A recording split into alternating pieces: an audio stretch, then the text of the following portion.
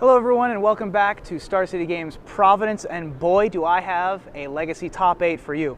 We've got some exciting decks here in the Top 8 of the Legacy portion, and we're going to start things off with 12 posts. Now, Jeremiah Rudolph is running 12 posts, which is Glimmer Post, Vesuva, and Cloud Post to power out Emrakul, Ulamog, Kozilek.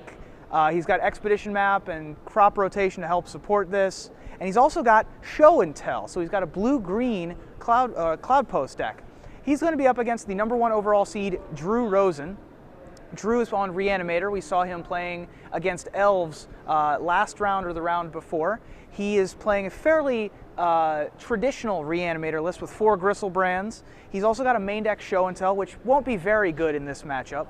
I am hesitant to say that the 12 post will be able to beat the Reanimator deck. Drew has been running very hot today. He has 3 turn 1 kills with his Lotus Petal Reanimator.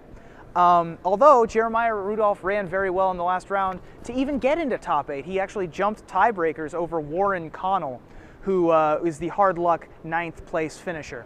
I'm going to predict that Drew is going to win this one, not only because he's on the play with the combo deck against the other combo deck, but because Jeremiah has very little in the way of answers for Drew's Reanimator deck. He's got Show and Tells in his own deck, which are bad, and he's got no answers to Graveyard Hate in the sideboard, so I'm going to go ahead and say Drew's probably going to win that one.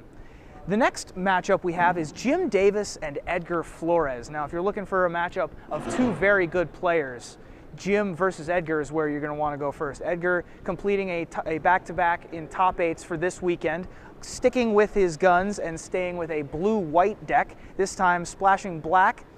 He's playing Esper Stoneblade. He's up against Jim Davis, who's playing Goblins, which we also saw in the last round.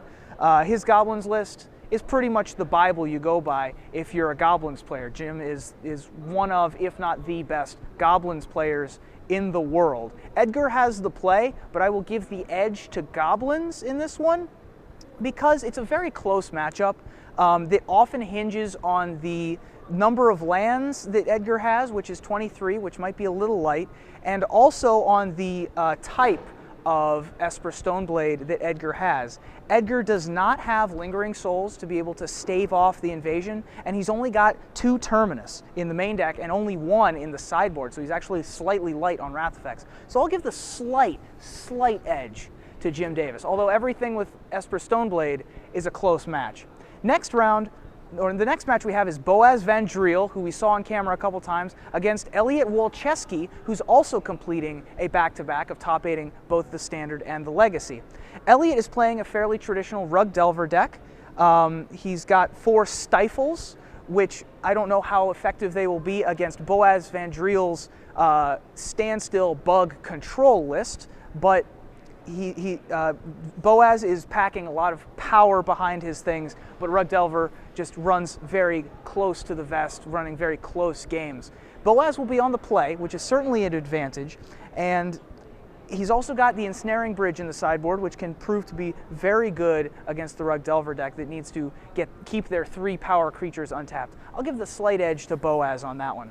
And then the last match we have is John Miklinovich, who is playing Sea Stompy. For those of you that don't know about Sea Stompy, it's a deck that utilizes cards like Sea Drake and Serendib Ifrit in order to take down the game. He's up against Bug Delver. Now, Bug Delver has a 3/2 flyer as its main win, as its most favorite win condition, whereas John has a lot of 3/4 and 4/4 flyers. He's also got Sea Drake, which is a 4/3, but he's packing Illusory Angel, Serendib Ifrit, and Muldrifter. He's also running a lot of equipment. He's running 2 Jites, a Sword of Fire and Ice, and 3 Sword of War and Peace. The 4 toughness flyers are going to be very important for John because they are outside of lightning bolt range. So I'm going to give the edge to John in this one, and that's actually the match that we're going to see on camera. So we're going to have John Miklinovich against Ryan Frainer, and we're going to toss quickly to the booth, I believe. If not, we will get straight to the action here at Star City Games Providence.